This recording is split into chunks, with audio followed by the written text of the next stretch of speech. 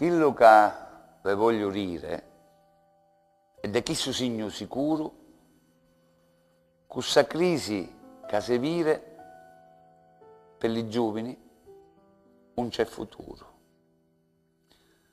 Dopo avere assai studiato e fatti tanti sacrifici, e lo diploma che si hanno pigliato si aspettavano i benefici. Sul mercato era un lavoro con speranza se volevano inserire, ma la maggior parte di loro non si sa a dove aiutare a finire.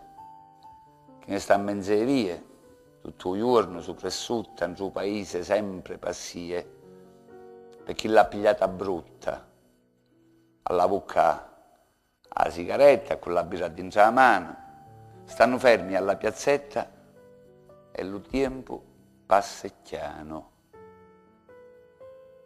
Chi non ha avuto più fortuna si è iscritto all'università, si credeva di pigliare la luna, scegliendo una bella facoltà.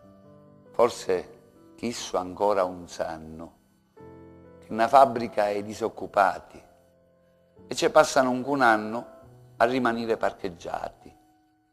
Poi, quando si sono laureati, e valigie sanno fare, tutti questi ingegneri e avvocati, fuori a ir a faticare.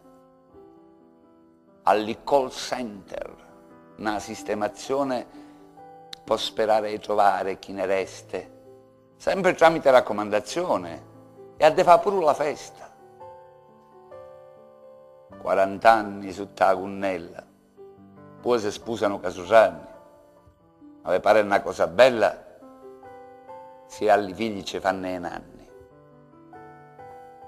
Spero che questa nuova generazione tante quelle cose può cangiare, se no un piglio manca la pensione e tra loro sanno mangiare.